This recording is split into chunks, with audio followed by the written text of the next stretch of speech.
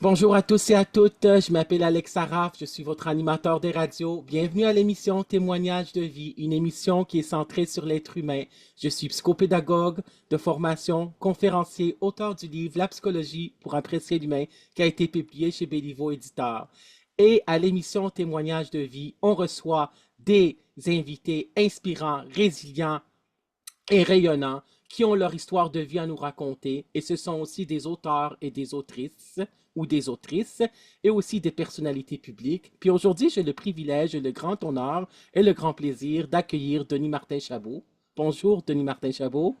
Bonjour Alex, Bonjour, ça va? Comment ça va vas-tu? très bien? Oui, ça va très Parfait. bien. On peut se Oui. tutoyer, hein, Ben oui, on avec se connaît de l'entrevue. longue date, oui. Ouais, c'est ça, on se connaît depuis plusieurs années.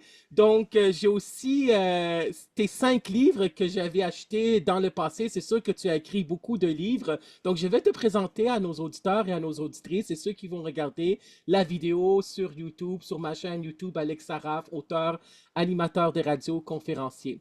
Donc, tu es écrivain, auteur, tu as écrit, d'après ce que j'ai lu, 5 biographies et 10 romans, ou est-ce que c'est ça? Oui, attends un petit peu, faut toujours que je le compte dans ma tête parce que Oui, des fois je me dis ça n'a pas de bon sens. Mais j'ai écrit 5 biographies, oui, romans, c'est 4, 6, 7. Tu as raison, c'est 10 romans. Puis là-dessus, il y a aussi 5 collectifs que j'ai dirigés. oui, c'est un collectif. Oui, c'est ça, exactement. Ça, je me rappelle. Donc, voilà, tu es aussi, en fin de compte, acteur, comédien, dramaturge, poète, et aussi, tu es présentement depuis presque un an, je pense, même plus qu'un an. Ça fait Bientôt presque, 2 ans, oui. presque, c'est ça, c'est ça. 2 ans, tu es animateur de radio à Canal M, la radio Vue et Voix. Tu as ton émission de radio L'heure où l'arc-en-ciel se lève. Donc, voilà. Est-ce que j'en oublie? Ben, en fait, ce qui m'a amené à tout cela, c'est que j'ai été Oui, journaliste à Radio-Canada oui, c'est pendant vrai. presque 33 ans. Oui, C'est ce qui m'a amené à continuer ma carrière d'animation à la radio. Puis on en reparlera plus tard. J'ai d'autres projets qui s'en viennent à l'automne aussi. oui, oui, c'est vrai. Excuse-moi, j'avais oublié. Oui, c'est vrai, tu étais animateur de radio tu étais animateur journaliste en J'étais fin de compte. C'est journaliste, ça. oui. C'est ça. Tu étais journaliste à Radio-Canada plus que 32 ans, presque 33 ans. Ça, je me rappelle. Oui. C'est vrai, c'est vrai. Ouais. Donc, Ça, ça, félicitations pour ça me rajeunit pas, par contre, mais c'est bon. Mais félicitations pour tout ce beau parcours, en fin de compte. Ben, merci. C'est vraiment génial. Puis, donc, on va commencer par ton livre, mais avant, comment ça a été le fait d'avoir été journaliste? Est-ce que c'était un rêve d'enfance ou d'adolescent? Comment tu voulais... Est-ce que c'est ça ce que tu voulais faire dans ta vie? Ben, je À voulais part être. auteur? Oui, Je, vas-y. je voulais être comédien quand j'étais jeune. Je voulais faire du cinéma, du théâtre. Et puis, excuse-moi. Et puis, ben, écoute, je sais pas, j'avais pas beaucoup confiance en moi. Puis je me suis dit, il faut que je trouve autre chose. Mon père me voyait médecin, avocat, architecte, toutes les grandes professions qui payent beaucoup. Ça ne m'attirait pas trop, trop. Et je me suis rendu compte que j'avais de l'intérêt pour le journalisme parce que dès le secondaire, puis même rendu au cégep, j'étais impliqué dans le journal étudiant, je m'impliquais dans la radio étudiante. Excuse-moi, la fois qu'on s'habitue, j'ai un chien à la maison, puis ça lui arrive parfois de japper. C'est correct. Alors, ouais. Alors, c'est ça. Donc, j'ai découvert que j'aimais le journalisme, et c'était pour moi une façon de continuer à faire peut-être un travail public. Parce que tu sais que d'être acteur, c'est un geste politique aussi, c'est un geste d'information. Alors, je me trouvais bien là-dedans et je suis allé étudier donc en journalisme à l'Université Carleton et puis là, je me suis retrouvé à Radio-Canada. Ouais, c'est ça. Puis comment t'as trouvé ça d'avoir été journaliste? Ben, comment je pourrais dire, j'ai trouvé que c'était plus difficile de travailler que d'étudier. C'est Oui, pas facile parce que tu sais, on gère des faits, il faut vérifier. oui, On a toujours le public qui est derrière notre épaule et puis qui nous fait tu sais, qui vérifie ce qu'on travaille, puis qui peut nous remettre en question. C'est pire maintenant avec l'arrivée des réseaux sociaux. Et puis, tu sais, c'est important, c'est capital, hein. On attribue cette citation-là à René Lévesque, mais je pense qu'elle vient de plus d'un jugement au pays, au Royaume-Uni. Il n'y a pas de démocratie sans information. Oui. Alors, tu sais, c'est un rôle important, puis je sais que c'est pas mal galvaudé de nos jours avec tout ce qui se passe, mais il y a encore une place importante pour le journalisme, pour le vrai bon journalisme avec des bonnes sources fiables, puis vérifiées. Ouais, c'est ça. Donc, ce que tu es en train de dire, en fin de compte, Denis Martin Chabot, c'est que tu es en train de dire qu'avec les réseaux sociaux, il y a les fake news puis tout ça, donc c'est difficile aussi par rapport aux faits. C'est ça ce que tu veux dire? Oui, ben en fait, tout ça vient des États-Unis, hein, quand ils ont décidé que on n'imposait plus de règles de base dans les radios, les télévisions, de s'assurer d'avoir un contenu équilibré et vérifié. Ça a donné naissance à des chaînes comme Fox News, etc., qui, ben, elles, n'étaient pas dans les faits, mais dans la propagande d'une certaine idéologie. Mm. C'est ce qui a créé Donald Trump et ce qui fait que même ici au Canada, ça déborde. L'arrivée des réseaux sociaux a amplifié ce phénomène-là. Parce que c'est ce que je Oui, te disais, ça date de ce qui est arrivé aux États-Unis, ça date de Ronald Reagan. Mais quand les réseaux sociaux sont arrivés, ça a amplifié. Et les gens, moi j'entends ça souvent, j'ai ma vérité. Je dis, c'est parce qu'il n'y a pas ta vérité, puis ma vérité, il y a une vérité. oui, Et les faits sont les faits. Et dans ce que ça a donné, les réseaux sociaux et le fait que le journalisme se fait maintenant d'une façon un peu aléatoire aux États-Unis, où les points de vue sont aussi importants que les faits, ben, ce que ça fait, c'est qu'on a donné autant d'importance aux mensonges de Donald Trump, il faut se le dire, parce qu'il ment continuellement, que ce que pouvait dire peut-être Hillary Clinton, qui était probablement plus basé dans les faits. Je ne te dis pas qu'elle a toujours dit la vérité, c'est pas vrai, là. Mais, et on a donc donné un droit de citer aux faits alternatifs, hein, c'est ce qu'utilisaient les porte-paroles de Donald Trump pour parler de leurs mensonges. Et ça a donné donc un droit de citer. Puis il y a des gens maintenant qui croient dur comme fer à des choses qui n'ont aucune preuve, il n'y a rien derrière ça, mais on y croit. Alors, moi, je t'avoue que je trouve ça inquiétant. Et quand j'ai quitté le journalisme, c'était un peu ça aussi. Tu sais, je me disais, je suis en compétition avec X, Twitter, mais qui était dans le temps où les gens n'ont aucune obligation de vérifier leurs faits, puis ils disent n'importe quoi, puis c'est cru comme si c'était vrai. oui, je comprends. Mais là, on va voir en novembre 2024, là, qu'est-ce qui va se passer. Je pense que les gens, je sais pas si les Américains vont voter pour Donald Trump, mais il veut se représenter à nouveau, là. Mais Mhm. ouais, dans le temps, c'était avec Hillary Clinton, puis c'est lui qui avait emporté. Ça, je me rappelle, là. En tout cas, Ouais. en tout cas, on verra la suite en novembre En 2024. On va, passant, oui, ouais, il n'avait pas gagné le vote populaire, hein. Il avait gagné le nombre oui, le de- vote. Ouais, ouais, ouais, c'est le ça. vote des grands électeurs. Ouais. Oui, le vote des grands électeurs. Il est quelqu'un qui est très controversé en fin de compte. Là, il y a beaucoup de livres qui ont été écrits sur lui en fin de compte. Là. En tout cas, donc en allant, on va aller avec l'élan du journalisme et du Oui, journaliste en toi. Donc oui. moi, j'ai deux de tes livres que j'avais achetés. J'ai acheté en fin de compte cinq de tes livres. Là, je les ai beaucoup aimés. Et je Tous tes t'en livres. remercie en passant. Oui. Ouais, je les recommande fortement. Donc, on va commencer, en fin de compte, étant donné qu'on parle de journalisme et du journaliste en toi. Donc, on va commencer avec le livre qui a été édité aux éditions La Semaine, Dave Courage, Survivre à l'attentat du Métropolis. Oui. En fin de compte, ce livre-là, Oui. voilà. Oui. Donc, ce livre-là, en fin de compte, tu l'avais écrit parce qu'il y avait un attentat qui a été fait contre Pauline Marois, qui, quand elle a été élue minoritaire, gouvernement minoritaire, puis il a été gouvernement minoritaire environ pendant 2 ans, c'était au Métropolis. Puis, en fin de compte, la balle, en fin de compte, a atteint deux techniciens, puis un des deux techniciens, c'était Dave Courage. Et en fin Oui. de compte, tu l'avais rencontré, tu as recueilli les faits, tu l'as interviewé plusieurs fois. Donc, le livre, en fin de compte, à la page 11, ça commence. J'ai rencontré Dave Courage pour la première fois une dizaine de jours après l'attentat du 4 septembre 2012 au Métropolis. Nous nous sommes revus des dizaines de fois depuis, ce qui a permis la rédaction de ce livre. Oui. Donc, donc lui, il a été atteint par la balle. Il a eu, en fin de compte, il avait des douleurs, en fin de compte, je pense, chroniques. Il y avait du Oui, stress post-traumatique aussi, d'après ce que je me rappelle quand j'ai lu le livre. Il avait aussi, à l'époque, là, il a 4 enfants. Là, il y avait il y avait sa conjointe aussi, des enfants. Puis, en fin de compte, euh, aujourd'hui, est-ce que tu es en contact avec lui? Est-ce que as-tu gardé contact? Est-ce qu'il s'en est rétabli ou c'est encore là? Euh, C'est quel?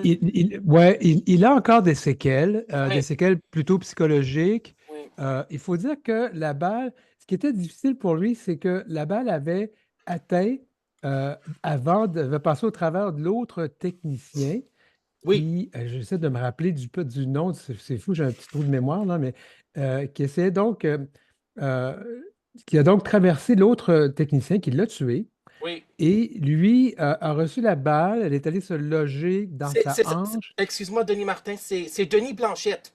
Denis Blanchette, oui, je C'est cherchais ça, le nom. c'est Je ça. savais que c'était C'est Denis, mais correct, je me c'est rappelle. correct, c'est Ouais. correct. Il faut dire, ah, ben, j'ai un certain âge, des fois j'oublie de dire certaines choses. Mais tout Pas de ça pour souci. dire que cette balle-là, donc, ça revêtait quelque chose de spécial pour lui. Ils étaient dehors, en train de faire leur pause, et la balle a tué Blanchette, et lui a reçu la balle. Il y a comme une partie de Blanchette qui est allée en lui. Tu sais, il s'est senti euh, comme pris par ça, puis aussi le fait que lui a survécu et l'autre non. Hmm. Euh, et il faut dire qu'il a été oublié un peu là-dedans. Parce que, oui, on a beaucoup parlé de Denis Blanchette, il est mort, il y avait des enfants, on a amassé beaucoup d'argent pour lui, mais il y a très peu qui a été fait dans la population vis-à-vis d'Yves Courage. Et là, je vais dire des choses qui vont peut-être choquer des gens, mais Dave Courage, il est une personne racisée, Denis Blanchette, non. Et je pense que ça laisse entendre certaines choses, en tout cas, quand je ne le dirai pas, mais ça laisse entendre certaines choses. Le gouvernement n'a pas non plus été très impliqué jusqu'à temps que la mère de Dave Courage, qui est morte maintenant, elle est morte de la COVID d'ailleurs, Yvonne Ah Courage, oui, oui, elle est morte il y a quelques années, ok. elle est venue de la Floride où elle vivait et a commencé à ruer dans les brancards un peu et puis ça a forcé une certaine implication. Mais Dave a dû poursuivre le gouvernement, a dû faire plein de choses pour obtenir une compensation parce que lui, sa vie, elle est changée. Il a des douleurs continuelles, des douleurs, ce qu'on appelle chroniques, Oui. dans le dos. Euh, il ne peut plus faire ce qu'il faisait avant. Oh my God. Et quelque part, tu sais, on l'a comme oublié. Alors, moi, j'ai publié ça 5 ans après Oui, l'attentat. Et puis, donc, j'ai réutilisé beaucoup du matériel que j'avais fait, que j'avais réussi à avoir parce que je travaillais à Radio-Canada. J'ai été le premier journaliste qui a eu une entrevue avec lui. oui. Et donc, j'ai travaillé, j'ai interviewé Mme Marois, plein de gens. Je suis allé en Floride rencontrer la famille. Puis, tu sais, l'autre chose aussi, c'est que Dave, c'est pas quelqu'un qui a une histoire facile, il n'a pas une vie Hmm. facile. C'était une graine de délinquante quand il était jeune. Il a fait du trafic de drogue. C'est pour ça qu'il ne peut plus venir vivre aux États-Unis. C'était la condition pour ne pas aller en prison. Mais cela dit, ça n'enlève pas le fait qu'il a été une victime d'un crime qui a été perpétré et qu'il a comme été oublié un peu là-dedans. Je, sais, je souligne quand même et je salue les efforts de Mme Marois et de certaines personnes au gouvernement, mais au-delà de ça, Dave a été un peu oublié là, par tout ce qui lui est arrivé. Oui, c'est ça, il était en fin de compte comme on appelle en anglais collateral damage, ça veut dire un C'est ça. dommage collatéral malheureusement, puis en fin de compte le Oui. stress post-traumatique là, ça c'est certain que ça peut rester avec la personne, puis ça peut rester avec la personne en fin de compte c'est ta vie. Puis toi, Oui. tu en parles du stress post-traumatique à la page, en fin de compte, à la page 124 et à la page 125. Donc, tu Oui. écris, en fin de compte, parce que c'est sûr que moi, c'est le psychopédagogue en moins, Tout à fait. l'enseignant en psychologie que j'avais Tout à enseigné fait. dans 4CG pendant 20 ans.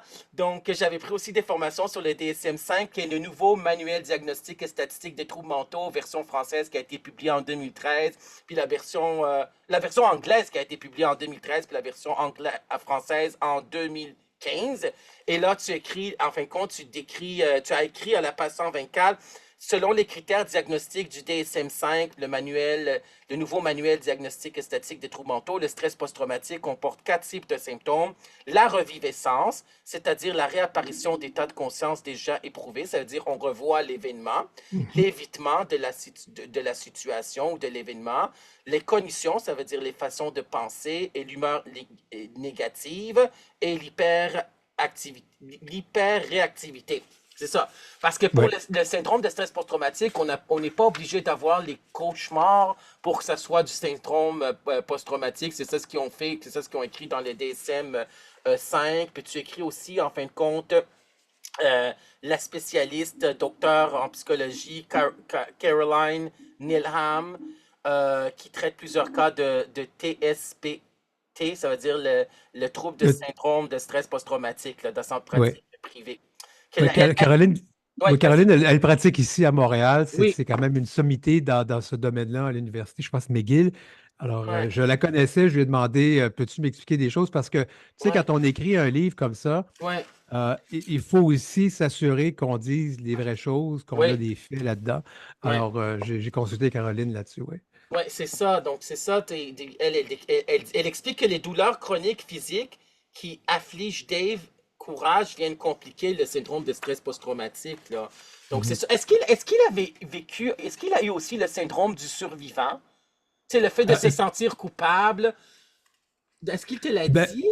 il me l'a pas dit, mais Ouais, clairement, quand tu lis le livre, il présente les symptômes. Là, présentement, je ne suis pas attitré, oui, j'ai aucune formation en psychologie, oui, mais clairement, tu sais, moi, je regarde les symptômes, puis je regarde comment il en parlait à ce moment-là.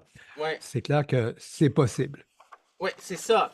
Parce que nous autres, moi, j'avais reçu, en fin de compte, Joanne de Montigny, qui est une psychologue, en fin de compte, clinicienne, mais maintenant, elle n'appartient plus à l'Ordre des psychologues du Québec. Là, elle a pris sa retraite, mais elle écrit encore des livres, puis elle est encore active, etc. Puis elle avait, je me rappelle dans sa conférence, qu'elle avait dit en fin de compte, elle a parlé qu'elle a vécu elle a eu le crash, en fin de compte. Il y avait un écrasement d'avion dans la ville de Québec en 1979. Puis je me rappelle Ouais. qu'elle me l'avait dit qu'elle avait vécu le syndrome du survivant, en fin de compte, puis elle a vécu du stress post-traumatique aussi, là. Hmm. Ça reste avec la personne. Donc, on va passer, en fin de compte, euh, à une autre biographie que tu as écrite en tant que journaliste, Mémoire d'une mairesse, lac mégantic, 9 juillet 2013. Ouais. Et la C'est préface a la, été écrite par Pauline Marois, tout à fait. la première femme ex-première ministre du Québec. Ouais. C'est aux éditions de l'Homme. Ouais. Voilà. Donc, c'était Colette Roy-Laroche. Donc, elle était, en fin de compte, elle était mairesse au lac Mégantic, puis il y avait en fin de compte un événement, vraiment, il y avait un déraillement d'un train qui a fait 47 victimes. Il y a 47 Ouais. personnes qui sont décédées, qui sont mortes. Et en fin de compte, en fin de compte, c'est elle qui était la mairesse, puis c'est elle qui pouvait prendre raconte-nous ce parcours-là en tant que journaliste pour Oui. ce livre-là que j'ai beaucoup aimé. Vas-y. Ben, c'est sûr que comme tout le monde, en 2013, quand est arrivé cet accident épouvantable, Oui, on était tous un peu abasourdis et choqués. Et arrive cette petite femme, elle est toute petite, c'est une grande femme, oui, mais physiquement, elle est toute petite. oui, Une ancienne institutrice à l'école, oui, dirigeante scolaire. Et elle se retrouve, bien malgré elle, au milieu en fait, la pire catastrophe ferroviaire à survenir au Canada de tous les temps. Et elle doit gérer une ville qui est en état d'alerte, les médias, elle fait tout ce qui se passe. Et c'est un peu comme ça qu'elle est devenue amie avec Madame Marois, parce que Madame Marois était première ministre du Québec à cette époque-là. Et elle est venue soutenir Madame Roy-Laroche. Et ça a beaucoup aidé. Alors, Madame oui, Roy-Laroche a fait preuve d'une résilience incroyable dans les circonstances. Et pendant tout, parce que ça a pris du temps. Moi, j'ai fait ce livre-là en 2018. La ville n'était pas encore toute reconstruite. Il y avait encore, puis je pense que c'est pas encore fini. Tout le centre-ville a été harnaché. On a tout jeté parce qu'il y a de la contamination. et on a tout reconstruit. Tu sais, c'est plus la même ville, ce n'est plus le même âme. C'est une ville qui a perdu 47 de ses concitoyens et concitoyennes. Des gens, c'est un drame épouvantable. D'ailleurs, si tu as vu, il y a eu une série télévisée lors du 10e anniversaire l'année dernière qui s'appelle Mégantic, Oui, je pense que qui j'en ai est entendu parler. Oui, une série qui était arrachée les larmes. C'est sûr qu'il y a eu un peu de dramatisation, mais ça nous aidait à comprendre ce qu'a vécu la population là-bas. Et puis Madame Roy-Laroche a vécu ça, puis en même temps, ben, son conjoint, l'année d'après, est mort. Tu oui, sais, j'ai elle a lu ça. vécu des choses difficiles, puis elle a quitté la mairie, puis aussi elle a fait face. Tu sais, quand je te parlais de la désinformation, il y a certainement des choses qu'on peut dire sur la conduite des compagnies ferroviaires, et ça inclut non seulement la Montreal and Main Railway, là, ça inclut aussi Canadien Pacifique, Canadien National, ça inclut le gouvernement fédéral. Tu sais, il y a eu comme un relâchement de la, tu sais, de la surveillance, puis on s'en remettait aux compagnies, puis au fait qu'elles feraient les choses convenablement. De toute évidence, non. L'entretien des voies ferrées, c'est épouvantable.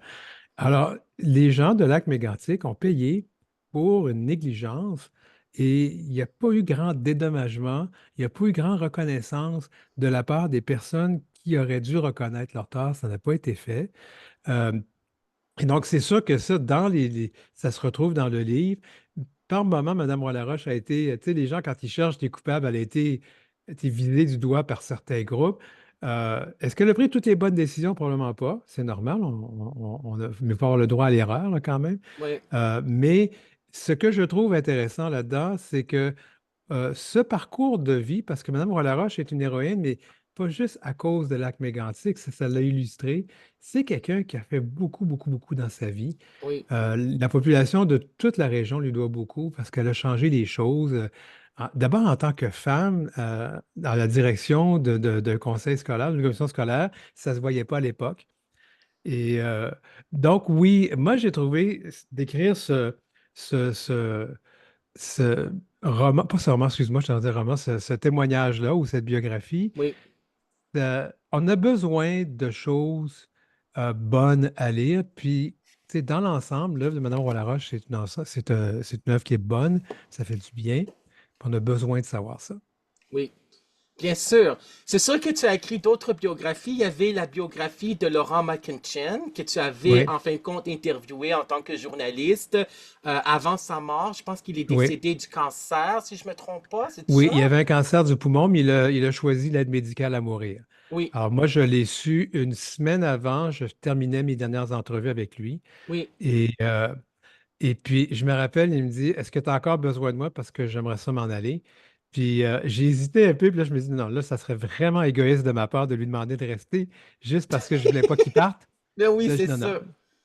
C'est vraiment, c'était spécial de faire ça parce que Oui, ça m'a impliqué un peu personnellement à deux égards. D'abord, Laurent est une personne attachante. oui, C'est une personne qui a fait de grandes choses pour les communautés de LGBTQIA+. oui, Euh, et ça m'a aussi impliqué parce que moi, personnellement, je suis une personne queer. Alors, c'est sûr que tu sais, j'étais impliqué personnellement dans ce livre-là à deux égards. oui, Euh, Cela dit, raconter à travers ce militant, c'était l'histoire de la libération LGBT oui. des années 70 à 2010 à peu près, là, son implication dans les communautés.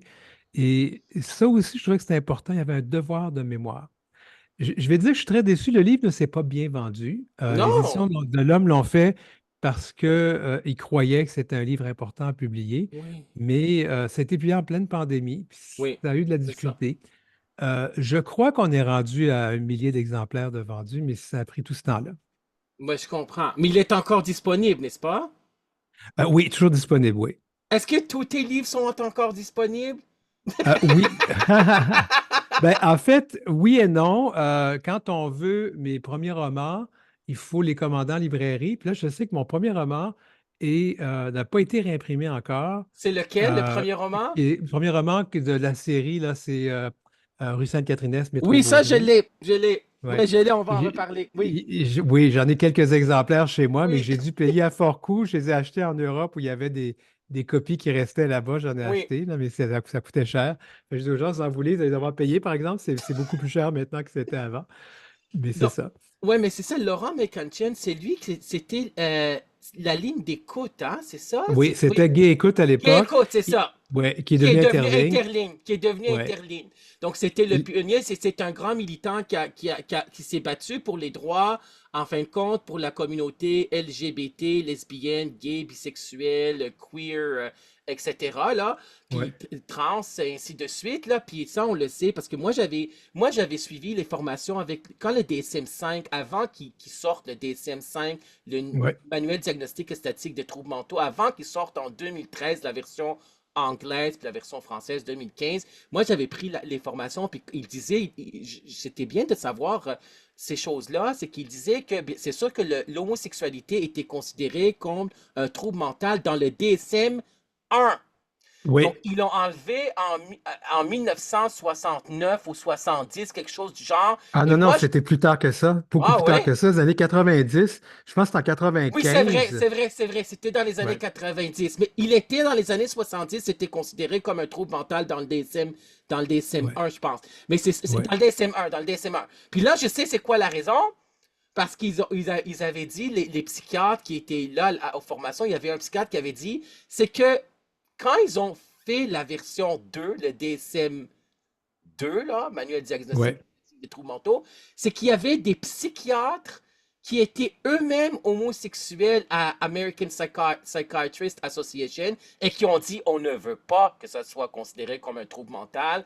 Et c'est excellent ce qu'ils ont fait comme beau travail, que ce n'est plus considéré comme trouble mental. La seule chose qui est restée, c'est dysphorie du genre. Ça veut dire que tu te sens pas en concordance avec ton sexe physique parce que tu te sens psychiquement comme l'autre sexe. Ça, c'est par rapport aux trans. Mais par rapport Ouais. aux homosexuels et aux lesbiennes, ils l'ont enlevé. Et puis on sait que 10% de la population québécoise, comme 10% de la population européenne, etc., est homosexuelle. Ça veut dire gay et lesbienne. Donc, on Oui. s'en Alors, va dans... Oui, vas-y.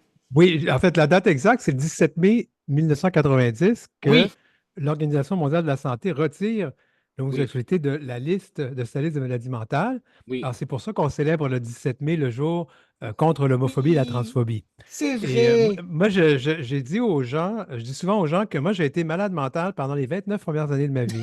Non, dis pas ça aux gens. Ben Non. oui, c'est parce que d'après le DSM, j'étais, parce que je Ouais, suis homosexuel, oui. donc j'étais une personne malade mentale. Alors, je dis aux gens, je Mais, dis, si vous saviez, ma maladie mentale est beaucoup plus profonde que ça, mais ça, c'est autre chose. Puis je ne fais pas de blagues hein, sur la maladie mentale ou la non, santé c'est sûr. mentale. Je dis, oui, on en fait parce qu'à un moment donné, il faut aussi démystifier tout ça. Mais on a tous, tout un chacun, tout le monde dans notre vie, des périodes où notre santé mentale est moins bonne, un peu comme Oui, notre santé physique. oui, oui. Mais de là à... Et puis moi, tu parlais de la dysphorie de genre, je vais juste faire un petit aparté là-dessus. Oui, vas-y. Comme l'homosexualité, c'est pas une maladie, c'est pas une maladie mentale, mais d'être homosexuel, il y avait tellement de répression et d'oppression dans Oui, la société qu'on en finissait par devenir malade, mais c'est pas l'homosexualité, c'était l'homophobie. oui, Et dans la dysphorie de genre, oui, la dysphorie de genre, c'est parce que c'est pas une maladie mentale qui est causée par le fait qu'on s'identifie plus ou moins bien dans le corps dans lequel on est oui, né ou genre assigné à la naissance, c'est que les pressions sociales font qu'on se oui, sent pas bien dans sa peau. Fait exactement. que c'est les pressions sociales, moi, je considère que c'est des maladies mentales qu'il faut traiter. Oui, oui, je comprends. C'est parce que malheureusement, il y aura toujours de l'homophobie, de la biphobie, de la transphobie. Ça restera toujours. On dit qu'on est dans une société québécoise qui est ouverte. Mais les Ouais, préjugés, ça veut dire, ça c'est l'aspect affectif, ça veut dire l'aspect émotif, préjugé avant de connaître, on juge la personne. Puis habituellement, les préjugés sont négatifs. C'est sûr qu'il peut y avoir ouais, des préjugés positifs, là.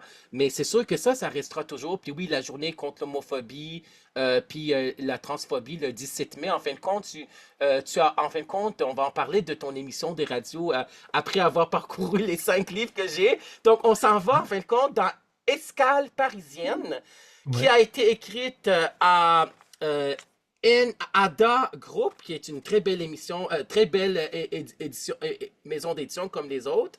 Donc voilà, Escale parisienne. Et la préface ouais, a été écrite par Michel Doré, qui est un ouais, sociologue de la sexualité. Et en fin de compte, j'ai invité Michel Doré à l'émission Témoignage de vie, puis il avait accepté.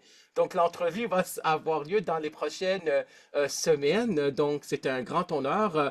J'ai beaucoup de ses livres. Là, il est en train d'écrire son 30e livre.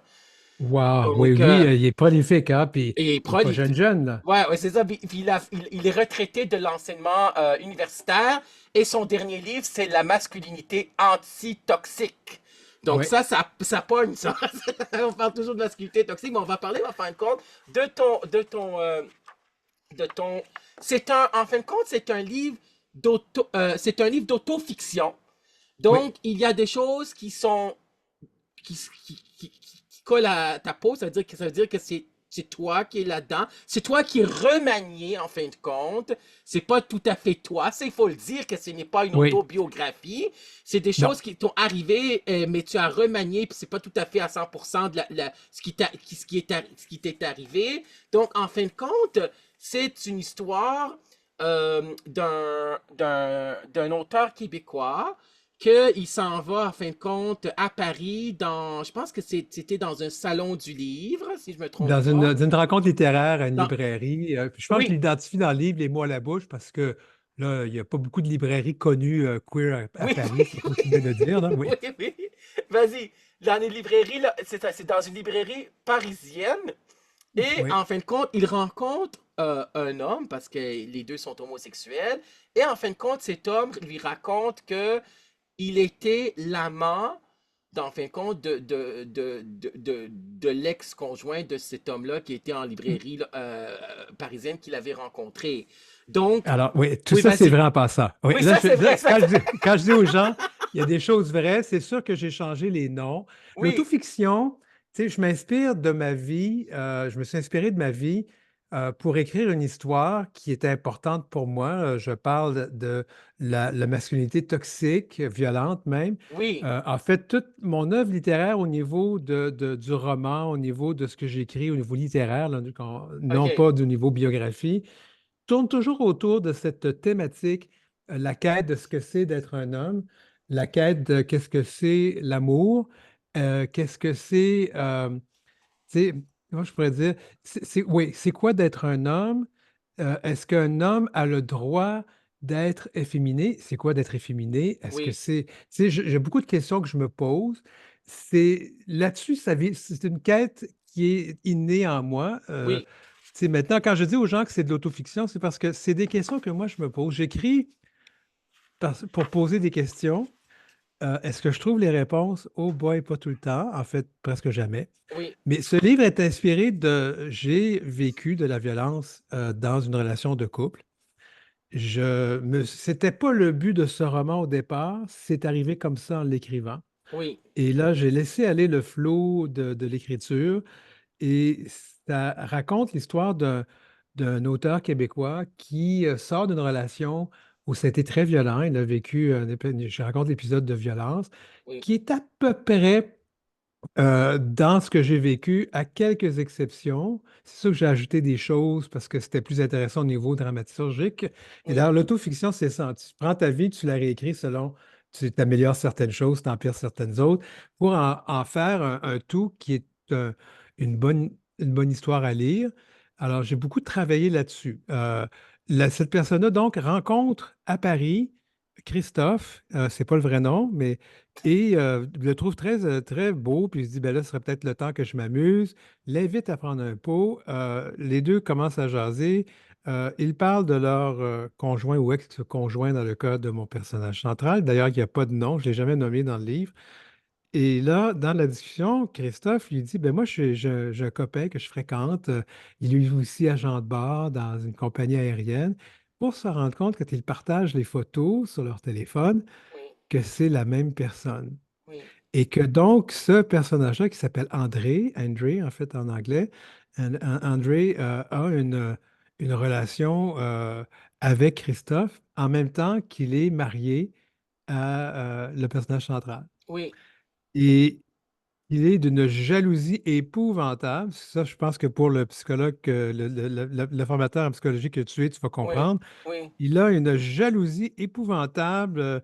il est contrôlant envers Ouais, le personnage central. Puis ouais, là, on comprend souvent que les personnes qui sont contrôlantes comme ça, c'est parce elles mènent une vie qui est peut-être pas exemplaire, là. Fait que ouais. c'est une façon de cacher ces travers-là. Ouais, c'est sûr que le psychopédagogue en moi, comme j'avais dit dans les autres émissions des radios, parce que j'ai jamais appartenu à l'Ordre des psychologues du Québec, je suis pas psychologue clinicien, mais le psychopédagogue en moi commente aussi. Donc, c'était en fin de compte, c'était une relation en fin de compte qui était une relation toxique. Ça, tu le dis Oui, dans ton livre aussi, où il y avait de oui. la violence verbale, psychologique, physique. Il y avait aussi de la dépendance affective parce que le Oui. personnage principal est resté dans cette relation-là, en fin de compte, qui ne lui convenait pas. Mais en fin de Non. compte, c'est dans le livre, je ne me rappelle pas, mais c'est qui avait mis fin à la relation? C'est-tu le... Ben, c'est le coup de poing au visage qui a mis fin Ouais, à la relation. oui, c'est Quand ça. André a frappé, là, il est parti. Oui, Et c'est là qu'il s'est rendu compte, mon Dieu, il faut que je sorte de là. Moi, je t'avoue que quand j'ai vécu ça, oui, euh, puis, tu sais, des fois, là, quand les gens disent, mais t'aurais dû quitter la relation, t'aurais non, dû faire ci, on comprend pas. non, Quand tu es amoureux, tu dis, ça va mieux aller, tu te rends pas compte dans... Puis, tu sais, la violence, ça vient pas tout d'un coup, hein. ouais, C'est très graduel. Et j'avoue que même moi, j'y ai contribué parce que des fois, je faisais des choses juste pour le faire fâcher. Je me dis, ben, si t'es pour me faire chier, je vais faire la même chose avec toi. Mais bon, ça a monté jusqu'au jour où, puis il y a eu quelques autres événements violents, mais je ne sais pas, ça ne m'a pas réveillé. Mais le jour où j'ai reçu un coup de poing après un visage, et je me rappelle, j'étais parti à l'hôtel, et quand j'ai vu mon visage tuméfié par la suite, je dis, mais là, ça n'a pas de bon sens, je ne peux pas rester non, comme c'est ça, faut que sûr. j'arrête cette relation-là. Ouais, Mais, puis tu sais, je ne suis pas un imbécile, là. Je dis aux gens, j'ai un bon QI, là, mais ouais, c'est sûr. la dépendance affective vient d'un manque Mm, d'estime de soi. oui, Christophe André en parle beaucoup dans ses livres. oui, Alors, moi, j'ai vécu ça. Puis, tu sais, on pourrait en parler en long et en large, mais oui, j'ai beau avoir été quelqu'un qui a fait de la télévision, qui a voyagé dans le monde, qui semblait avoir la vie parfaite, qui avec toute la confiance en soi qui vient avec ça. Or, dans ma vie de tous les jours, ce n'était pas la même chose. mm, Je vivais, je vivais le syndrome de l'imposteur, je me sentais tellement pas à la hauteur, tellement pas ce qu'il faut. Je me trouvais pas beau, pas attirant, pas intéressant. Et puis j'ai consommé, moi, un peu pour ça. Je consommais de la cocaïne à l'époque. Ça me oui. permettait d'entrer dans les bars puis de rencontrer des gens. Alors, tu sais, je pense que ce livre-là va beaucoup plus loin, tu sais, que, oui, une histoire de violence. C'est aussi tout ce qu'il y a autour de ça que Ouais, je trouvais important à faire ressortir. ouais, c'est ça. Donc, toi, je te cite à la page 62, tu dis, tu m'as frappé, tu entends, tu m'as frappé, on ne frappe pas celui qu'on aime. Ça, c'est vrai parce que Ouais. c'est pas ça de l'amour. Moi, je me rappelle avec les formations, puis avoir jasé avec des psychologues, puis des spécialistes qui disaient que euh, la violence conjugale entre un homme et une femme, chez les statistiques puis les études là-dessus, les recherches disent que une femme victime de violence conjugale va rester dans une relation violente où il y a de la violence conjugale, ça veut dire de la violence physique. Hein, on parle de la violence physique, environ 12 ans. Ça prend 12 ans pour quitter pour de bon, puis ce sont des allers-retours pendant 12 fois. C'est 12 fois. C'est un départ progressif, là. Ça veut dire Ouais. elles reviennent parce qu'elles ont peur pour la sécurité financière, la sécurité émotive, etc., parce qu'il y a des menaces de mort parfois, etc.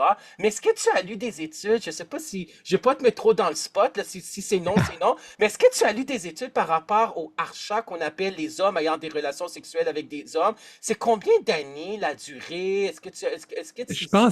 Je sais, je me rappelle pas d'avoir vu des statistiques là-dessus. Ouais, Il faut dire que la violence, il y a des études qui se font. À ouais, l'époque que j'avais contacté, là, je vais citer un nom, j'espère que je ne me trompe pas, mais Valérie Roy de l'Université Laval à Québec, qui fait un grand travail ouais. avec, entre autres aussi Michel Doré. Oui. Il n'y a pas tant de documentation on n'a pas beaucoup documenté cette violence-là, plus maintenant. Ah, ok. Mais je t'avoue qu'au moment d'écrire le livre, non, je ne savais pas ça. Je me suis fié un peu à ce que les études qui existaient sur les relations de couple d'hommes disaient.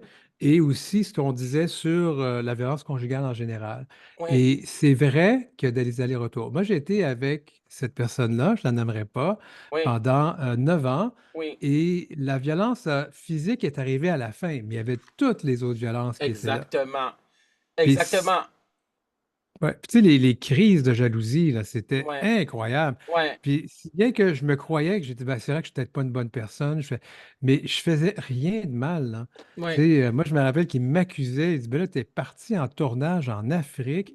J'imagine que ça doit être le fun avec ton caméraman. Mais oui, mais mon caméraman, il était hétérosexuel. Puis même s'il était gay, tu sais, ça veut pas dire que je vais baiser avec tout le monde avec qui que je Non. rencontre, mais tu sais, et quand j'ai quitté cette relation-là, le fardeau que j'avais sur les épaules est tombé et ce qu'on appelle la charge mentale maintenant, Oui, et à un point où j'ai dû me faire suivre parce que ouais. tu sais, quand tu n'as pas cette charge-là, ton cerveau fonctionne, puis il en réfléchit un coup, là, puis tu te remets en question. Ouais, c'est ça. Mais c'est ça, c'est parce que c'est de l'escalade de la violence, en fin de compte. Donc, ça commence par de la possessivité, de la jalousie. En fin de compte, il commence à lancer des choses, il commence à insulter, la violence verbale, psychologique, puis en fin de compte, ça s'en va de l'escalade de la violence là, jusqu'au coup, en fin de compte, la violence physique. Puis en fin de compte, en parlant de dépendance affective, c'est un mal de vivre, c'est le fait d'être en amour avec l'amour, comme j'avais écrit dans mon livre. Puis en fin de compte, c'est les gens qui sont aussi dépendants affectifs vont Oui, accepter cette c'est ça. violence-là. Oui, Oui, mon chien qui jappe, ça ne sera pas bien là. Voilà. Parce ok, qu'il y a quelqu'un parfait. qui. Ouais. Ok, parfait. Et Oui. juste pour terminer, pour la dépendance affective, pour ceux qui ne le savent pas, le concept, la notion de dépendance affective est apparue dans le livre de Norwood. Robin Norwood, c'est Femmes qui aiment trop. Hein? Mhm. C'est écrit, c'est un livre de psychopop, de psychologie populaire, mais que les psychologues aussi aiment. Moi, j'aime bien ce livre-là parce que ça parle des femmes qui restent dans une relation violente qui ne leur convient pas, des hommes qui les maltraitent, qui, en fin de compte, qui ne les aiment pas en retour, qui, en fin de compte, sont infidèles, qui ne sont pas disponibles, comme par exemple être en relation de couple avec un homme marié. Et moi, pour finir avec la violence pour la communauté, dans les relations homme-homme ou etc., ou femme-femme, c'est que j'ai lu des articles qui disaient que quand les femmes lesbiennes, en fin de compte, ils vivent deux fois, non, les bisexuels ont plus tendance à vivre, même vivre deux fois plus de violence physique que dans les couples hétérosexuels. Et chez les lesbiennes, c'est même rendu trois fois plus, là, selon les études, là, la violence. Là. Donc, parfois, c'est des études qui sont quand même inquiétantes. Là. Oui, oui, oui. Il y a toute une réflexion à faire sur notre société en général et en particulier dans le cadre de cette violence-là, oui. Ouais. Donc, on va aller dans les deux romans que j'avais achetés dans le temps, mais c'est des gros, gros romans, là. Le 400 premier, pages. Oui, Rue Sainte-Catherine-Est, Métro Baudry, Denis Martin Chabot, roman édition La Semaine. OK? oui, Puis en fin de compte, quand c'est écrit Métro Baudry, ben en fin de compte, on a les couleurs de l'arc-en-ciel gay, en fin de compte. oui, Donc voilà, voilà pour un de tes romans. Donc ça, oui, c'est un gros roman qui est quand même de plus que 345 pages, là. oui, oui. Donc là, Ben, oui, vas-y. en fait, ça, c'est un de mes premiers projets littéraires, d'abord publié sous 4 tomes dans de diverses maisons d'édition qui n'ont pas Oui, très bien fonctionné. Finalement, la semaine a repris tout ça, mais on l'a fait en 2 tomes. oui, J'ai entrepris la rédaction de ça autour de 2003. oui, Euh, j'ai toujours, je me disais, ben, je lisais des romans, je lisais des livres, à part peut-être un peu Michel Tremblay qui a parlé d'homosexualité dans son œuvre. Il fallait lire des romans ou des histoires européennes ou des histoires américaines traduites en français. Et là, je me suis dit, je vais écrire le livre que j'aimerais lire. oui, Et c'est un peu ça, exactement. où mes personnages sont des personnages gays, lesbiennes. Et oui, ce premier roman est assez dur parce que c'est un roman qui se situe au début, donc, de la libération queer, la libération homosexuelle. Peu après, là, donc, la déclaration de Trudeau que l'État n'a pas sa place dans la chambre à coucher des citoyens. Oui, je me rappelle, oui. Et aussi, au moment où le gouvernement du Québec avait dit on a assez de la discrimination, on interdit, ça c'était en 60, attends un petit peu, c'était en 76, 77, peu avant c'est quelque part avant les Jeux ou après les Jeux olympiques. Et donc, les choses ont commencé à changer, mais pas les mentalités, pas tant que ça. Donc, Mhm, c'est un livre qui parle beaucoup de cette homophobie intériorisée qu'on vit tous et toutes, mhm. euh, parce qu'on vit dans un monde euh, hétéro-cis-normatif, Oui, c'est-à-dire un monde où la représentation de qui on est n'est pas présente tant que ça dans les médias, dans la vie de tous les jours. Et les gens n'ont pas d'exemple de c'est quoi d'être qui on est. Et ça perpétue donc ce sentiment, ben, je suis trop différent, ça ne marche pas. Donc, tu sais, là, je simplifie un peu l'homophobie intériorisée, mais c'est un peu ça.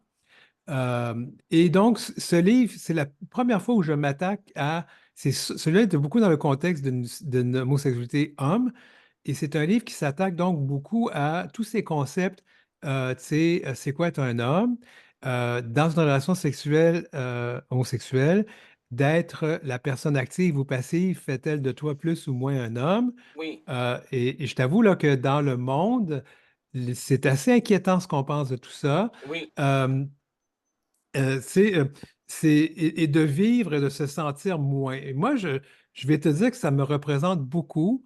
Ça a beaucoup nui à mon bien-être de penser que de par mon orientation sexuelle, je me sentais moins bon ou moins important que les autres. Ah oui, Que oui, tu sais, là, je mets des mots là-dessus. C'était pas comme ça dans le temps. Je le voyais ouais, pas comme ça, mais tu sais, j'acceptais le fait que je devais travailler 2 fois plus fort que tout le monde pour mm, obtenir une promotion, ouais, parce que c'était clair que je partais avec beaucoup de retard par rapport aux personnes hétéros dans tout ce que je ouais, faisais. Et aussi, tu sais, le monde gay, malheureusement, reproduisait et reproduit encore beaucoup de stéréotypes de la population générale. Alors, pour être beau, il faut être jeune, il faut avoir un corps parfait, il faut avoir du poil ou pas de poil, ça dépend. Il faut être très musclé, des dents parfaitement blanches. Et oui, moindrement que tu déroges à ce que les pages de magazines t'envoient en pleine face tous les jours, oui, tu n'es pas une personne intéressante. oui, Et bon, moi, je le dis aux gens, quand je suis venu au monde, j'avais les dents toutes croches. ouais, Adolescent, je portais des lunettes déjà. J'avais les cheveux gras parce que c'était comme ça quand on est ado. J'avais plein d'acné. J'étais maigre comme un clou. Alors, je n'étais pas la personne la plus populaire. J'étais surtout la personne sur laquelle on tapait. ouais. Je Euh, comprends. tu Donc, tu avais vécu de l'intimidation aussi à l'école Oui, oui. secondaire? J'en parle un peu dans Oui, tu en Escale parles. parisienne. C'est ça, oui, Oui, je l'ai lu. Je me rappelle, je l'avais oui. lu. Oui, c'est ça. Mais j'en parlerai plus en détail dans mon prochain roman. Oui, Alors, mais moi, je ne veux pas me dépeindre en victime là-dedans, mais je dis oui, voici la réalité dans laquelle j'ai vécu et qui fait que, tu sais, à 63 ans bientôt, oui, j'ai encore, parfois, tu sais, j'ai encore ce réflexe de dire, ben, tu sais, ah, tel gars va me rejeter, mais c'est normal, tu sais, regarde-toi la lutte. Il faut toujours que je me rappelle à l'ordre que non, non, non, non, non, c'est pas de même que ça fonctionne.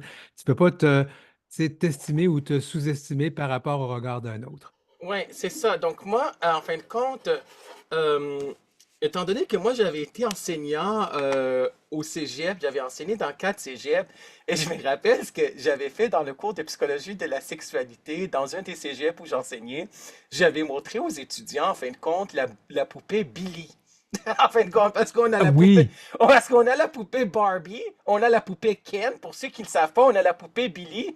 Donc, en fin de compte, c'est les stéréotypes du big boy, en fin de compte, avec des muscles, etc. Puis tout, avec tout ce qui est le corps qui est là. J'invite les gens à aller voir ça. Ils seront surpris, en fin de compte, du stéréotype de l'homme gay, en fin de compte, musclé, etc. Là, viril, ainsi de suite. Là. Donc, ça, c'est la poupée Billy. Puis moi, juste pour terminer, pour les orientations sexuelles et les identités de genre, étant donné que Michel Doré, on va l'avoir comme invité, c'est lui qui avait validé les 13 pages sur les orientations et les identités de genre dans mon livre La psychologie pour apprécier l'humain qui a été publié chez Béliveau Éditeur. Donc lui, il avait dit que pour les orientations sexuelles et les identités de genre, il faut que ça vibre au niveau de la tête, du cœur et ou du corps. en fin de compte. On Ouais, en reparlera avec ouais. Michel Doré. Donc, on va y aller peut-être 2, 3 minutes parce que j'aimerais ça parler de tes projets, mais j'aimerais aussi mentionner le livre, le roman que j'ai ici il y a longtemps que je t'aime, Je ne t'oublierai jamais, qui est en fin de compte la suite de Ouais. l'autre livre. La- Et en fin ouais. de compte, ce livre-là par plus de l'épidémie. C'était en fin de compte une pandémie. Je pense que c'est devenu une La épidémie. première pandémie mondiale, c'est la pandémie du sida, avant bien la COVID, oui. Exactement. Mm. C'est en fin de compte le VIH qui peut aller jusqu'au sida, en fin de compte. Il y a plusieurs étapes, là. Donc ça, ce Ouais. livre-là, est-ce que c'était difficile d'écrire ce livre-là? C'est parce qu'il est quand même long, là. Il est comme de Ouais. 400, presque 400 pages, presque, là. Je pense qu'il est Ouais. 400 Ouais. pages, ouais. Vas-y. Ouais. Ben, en Oui, fait, 400. ces quatre romans qui ont été mis en deux, ça paraît pas parce que moi, je sais où j'ai fusionné les livres, Oui, mais les gens ne vont pas le voir. Euh, alors, le premier roman, c'est juste avant et l'arrivée du sida comme pandémie oui, et la réponse mondiale qui a été absolument épouvantable parce que si on avait fait les choses un peu mieux, on n'aurait peut-être pas cette pandémie qui continue maintenant depuis tout ce oui, temps-là. Si on avait fait une réaction mondiale aussi bonne qu'on a eu pour la COVID, ça aurait été le fun. Mais bon, ça aussi, ça démontre qu'il y a de l'homophobie systémique dans notre monde et oui, ça en est la preuve. Mais donc, c'est beaucoup de travail parce que c'est deux livres qui sont écrits sous forme de chroniques. oui, Ça raconte la vie de plusieurs personnages. J'ai dû me documenter parce qu'il y a des choses que je ne savais pas. Moi, j'ai des personnages lesbiennes. Je voulais les représenter convenablement. oui, J'avais même l'idée que, ah non, je ne rentrais pas dans le cliché de la lesbienne garçonne. Et je me suis fait rappeler à l'ordre par plusieurs des femmes que j'ai interviewées, mais elle a le droit d'exister, cette lesbienne-là. Et d'ailleurs, elle existe. De oui, la même façon que le jeune gay efféminé, ou même pas jeune gay, le gay efféminé, oui, ça existe. Et pourquoi c'est un problème? Ça ne devrait pas l'être. Alors, j'ai beaucoup fait de recherches, ça travaillé très, très fort. oui, Puis au-delà de tout ça, c'est aussi le style. Parce que on a beau avoir une histoire intéressante à raconter, si on la raconte mal, oui. ça ne va pas faire lire le livre beaucoup. Alors, il faut travailler beaucoup sa façon d'écrire ces livres-là, ouais. Oui, bien sûr. Donc, il reste environ 5 minutes, puis j'aimerais ça, en fin de compte, te parler de tes futurs projets, de ce que tu fais présentement. Donc, en fin de compte, tu es animateur des radios à Canal M, l'heure où l'arc-en-ciel se lève depuis presque 2 ans.